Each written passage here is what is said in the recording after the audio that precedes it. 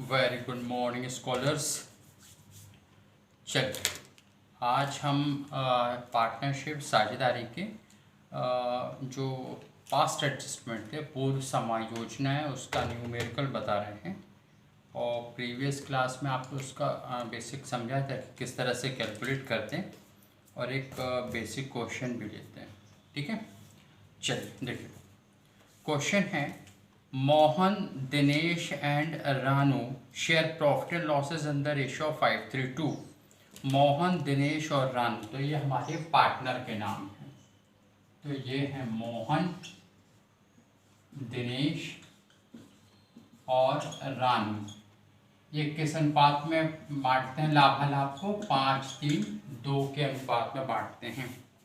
वर्ष 2020 के प्रारंभ में उनकी पूंजी क्रमशः 9, 8 और 7,000 रुपये थी। यानी कि इनकी कैपिटल कितनी है? 9,000, 8,000 और 7,000 रुपये, ये इनकी पूंजी। ठीक है, फिर साझेदारी संलेख के अनुसार पूंजी पर 8% प्रतिवर्ष ब्याज देने की व्यवस्था है। यानी इंटरेस्ट ऑन कैपिटल कितना है? 8% पर एनम, 8% वार्षिक दिया जाता है। लेकिन भूल से यह ब्याज की राशि पूंजी खातों में क्रेडिट नहीं की गई। अकाउंटेंट साहब ने गलती की और यह जो इंटरेस्ट ऑन कैपिटल है, पूंजी पर ब्याज, वो क्रेडिट नहीं किया गया। जब ये क्रेडिट नहीं किया गया तो क्या ये इंटरेस्ट ऑन कैपिटल अकाउंटेंट साहब अपने घर ले गए क्या? नहीं, बिल्कुल नहीं।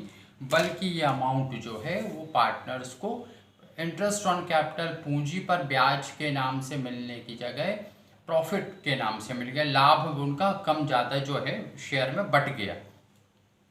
कम तो नहीं हुआ होगा, ज़्यादा ही हुआ, लेकिन जिसको जो अमाउंट मिले उसमें थोड़ा थोड़ा करके वो इंटरेस्ट ऑन कैपिटल, जैसे मान लीजिए किसी को मिलना चाहिए था 1,200 रुपये, 800 रुपये, 500 रुपये, इस तरह से 12, 8, 2 और 5, 2,500 रुपये इंटरेस्ट ऑन कैपिटल मिलना चाहिए था प्रॉपर वे में। लेकिन यदि मान लीजिए उनका अनुपात 3:1 या 5:3:2 है, तो ये 2,500 रुपये 5:3:2 में बट गए।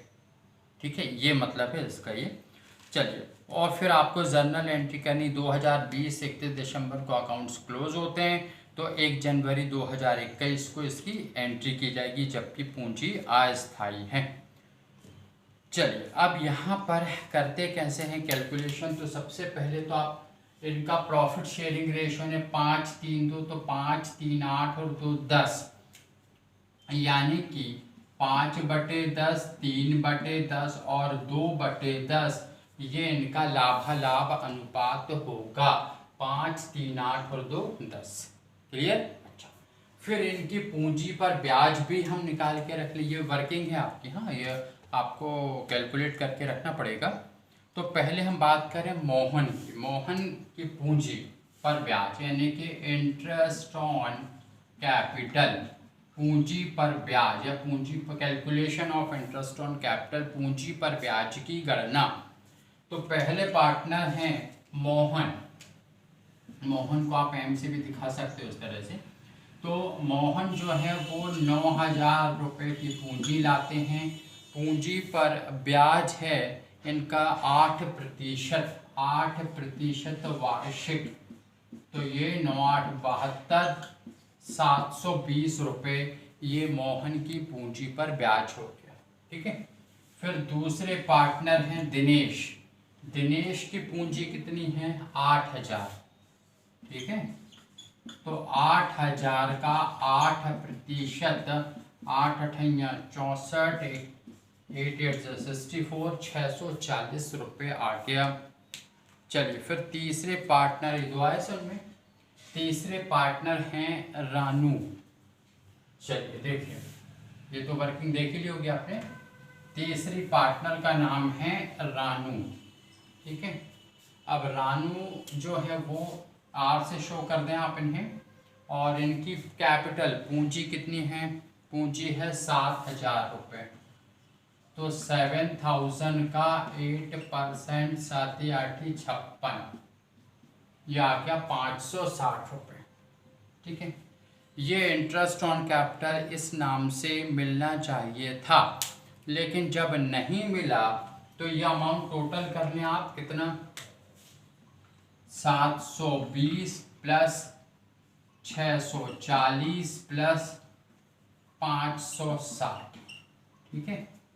ये 720, 640 और 560 इस तरह से मिलना चाहिए था, लेकिन जब ये पूंजी पर ब्याज नहीं दिया गया तो वो ब्याज किस अनुपात में बट गए, उनका प्रॉफिट शेयरिंग रेशो में।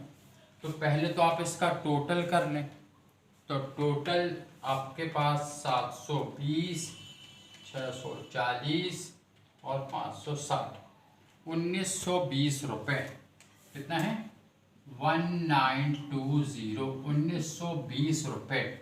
ये किस अनुपात में बटा होगा, 5:3:2 के अनुपात में। चलिए, तो यहाँ पे सबसे पहले 5:3:2, 1920 रुपये, 5×3 = 8 और 2 10, तो 5/10, ठीक है। तो 1920 का हाफ कर लो या 5/10 कर लो, एक ही बात है, 960 रुपये। ये अमाउंट जो है वो मोहन को कितना मिलना चाहिए था उसको 720 रुपये प्रॉपर वे में, लेकिन मिला कितना उसको 960 रुपये पकड़ा दिया गया, यानी किसी पार्टनर को कम किसी को ज़्यादा, लेकिन मिला 1920 रुपये, ठीक। चलिए, फिर दूसरे पार्टनर की बात करें, मोहन के बाद दिनेश, ये 1920 रुपये, इनका अनुपात था 3/10, तो इस तरह से 1920 रुपये का 3/10 मतलब 576 रुपये, ये किसको मिले हैं, दिनेश को। दिनेश को मिलने चाहिए थे 640 रुपये, ठीक है, 640 रुपये मिलने चाहिए थे, लेकिन मिले कितने हैं, 576 रुपये। क्लियर है ये। पहले पार्टनर को मिलने चाहिए थे 720 रुपये, मिल गए हैं 960 रुपये, इनसे वापस लिया जाएगा। चलिए, फिर एक और हैं, तीसरे पार्टनर हैं रानू, तो ये 1920 रुपये का 5×3 = 8 और 2 10, 19×2 = 38 और 2×2 = 4, ठीक है, 384 कुछ आएंगे। 1920 रुपये का 2/10, 384, 384 रुपये।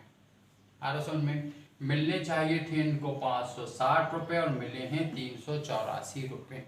ये बात समझ में आई आपको कि सबसे पहले हमने क्या किया, उनके इंटरेस्ट ऑन कैपिटल निकाली, पूंजी पर ब्याज की गणना कर ली, उनके लाभालाभ अनुपात में बांट दिया। पूंजी पर ब्याज की गणना करने के बाद तीनों अमाउंट का टोटल कर लिया, दो पार्टनर तो दो का टोटल कर लिया, फिर उसको उनके लाभालाभ अनुपात में बांट लिया। क्लियर है ये। लाभालाभ अनुपात 5:3:2 था, तो इस तरह से, तो ये इंटरेस्ट ऑन कैपिटल है और ये उसका 5:3:2 में बंटवारा है। क्लियर। चलिए, ये हम बना रहे हैं क्या, एडजस्टमेंट टेबल के हिसाब से, हाँ, स्टेटमेंट फॉर्म पे नहीं, ये थोड़ा सा लॉजिकली आपको जल्दी समझ में आ जाएगा, ठीक है।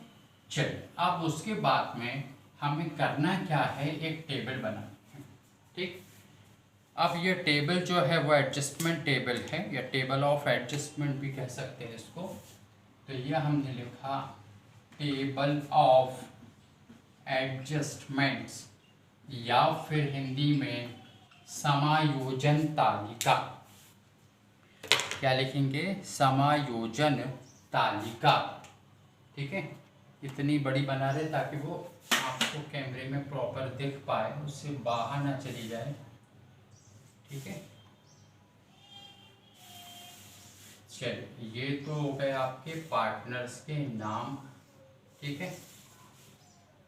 फिर उसके बाद यहाँ पर डिफरेंस और एडजस्टमेंट के लिए, जिसको भी हम दो भागों में इस तरह से बांट लिया, ठीक है। फिर ये इस तरह से, ठीक है। एक में हमने लिखा एडजस्टमेंट, दूसरे में हम लिखेंगे डिफरेंस, और फिर डेबिट क्रेडिट,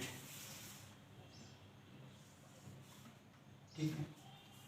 इस तरह से कॉलम ड्रॉ किया आपने, ठीक। चलिए, अब यहाँ पर ये हो गया, पहले कॉलम में आप क्या लिखोगे, पार्टनर्स। ठीक, फिर क्या लिखा आपने, एडजस्टमेंट समायोजन, डेबिट और क्रेडिट। नेक्स्ट में आप लिखेंगे डिफरेंस यानी अंतर, क्या लिखेंगे, अंतर, डेबिट और क्रेडिट। क्लियर है ये बातें? ठीक, अब पहले पार्टनर का नाम है मोहन, आप चाहें तो डिटेल्स में भी लिख लें, मोहन, दिनेश और रानू। क्लियर? फिर पहले पार्टनर ध्यान से समझना, हाँ, ये जो इंटरेस्ट ऑन कैपिटल पूंजी पर ब्याज देना चाहिए था नहीं दिया गया तो अब दे।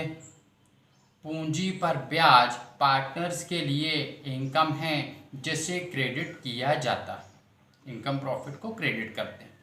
तो पूंजी पर ब्याज देना चाहिए था यानी क्रेडिट करना चाहिए था, नहीं किया गया तो भैया अब कर दो। तो मोहन को कितना इंटरेस्ट ऑन कैपिटल देना चाहिए था, 720 रुपये। दिनेश को 640 रुपये। ठीक है, और तीसरे पार्टनर रानू को 560 रुपये।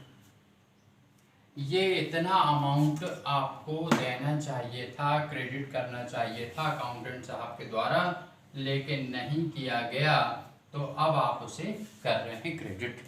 और इस सब का टोटल था 1920 रुपये 1920। आप चाहे तो टोटल करके भी देख लें, 720, 640 और 560, 1920।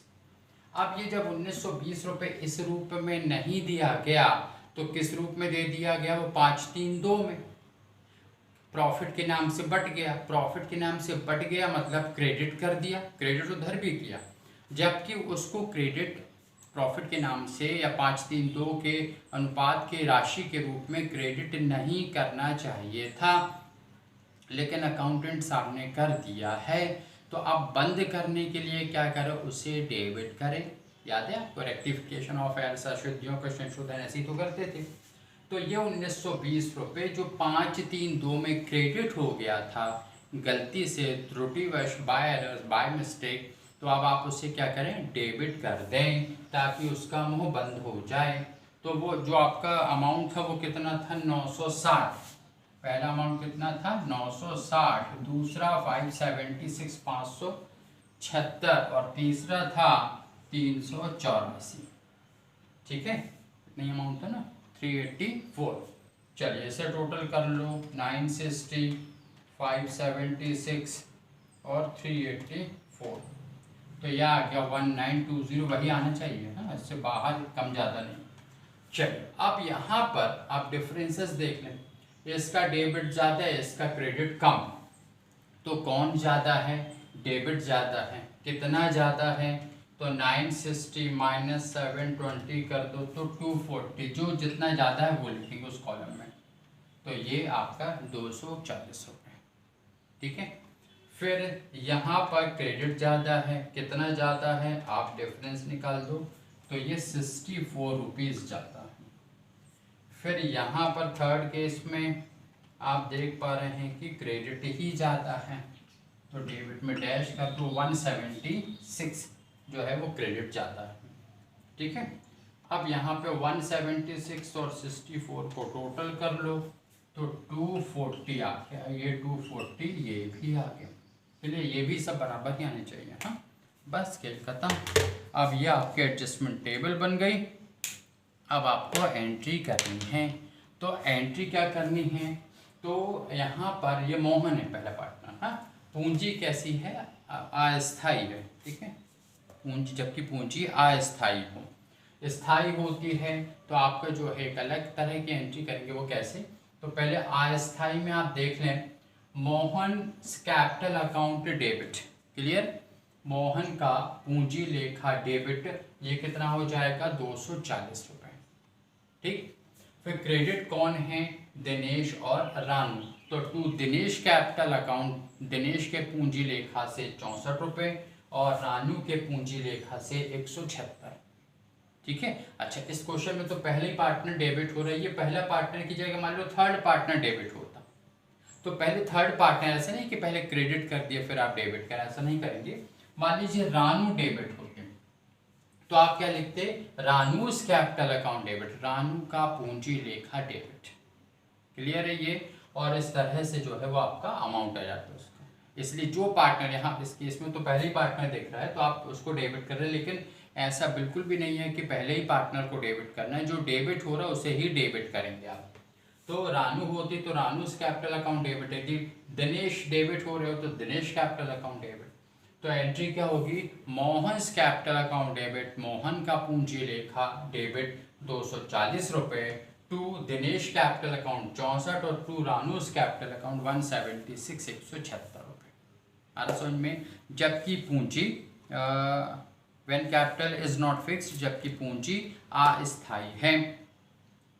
और यदि मान लीजिए इसकी जगह जो है स्थायी हो जाती तो फिर करंट अकाउंट वर्ड यूज कर देते, तो जो कैपिटल अकाउंट है उसकी जगह करंट अकाउंट। क्लियर है। एक बार फिर से समझ लें, यहाँ पर आपने सबसे पहले किया क्या, आपको इंटरेस्ट ऑन कैपिटल पूंजी पर ब्याज की गणना कर ली, फिर उस सबका टोटल किया, उसको लाभालाभ अनुपात में बांट के रख लिया, फिर एक टेबल बनाई जो पूंजी पर ब्याज दिया जाना चाहिए था लेकिन नहीं दिया गया तो अब दें, तो अब इसको क्रेडिट कर दें। ये जो 1920 रुपये है 5-3-2 के अनुपात में पहले ही क्रेडिट हो चुके हैं, तो उसे डेबिट करके बंद कर दें। तो डेबिट कर दिया आपने, फिर डिफरेंसेस निकाल दिए। आप देख पा रहे हैं मोहन डेबिट हो रहा है और दिनेश और रानू क्रेडिट हो रहा है, और ये टोटल बराबर ही आना चाहिए, इससे कम ज़्यादा नहीं, और ये भी बराबर ही आना चाहिए। आ रहा समझ में। तो इस तरह से एक बेसिक क्वेश्चन है, टेबल ऑफ एडजस्टमेंट, पूर्व समायोजन है, पास्ट एडजस्टमेंट क्वेश्चन। ठीक है, बाकी नेक्स्ट क्लास में। Thank you.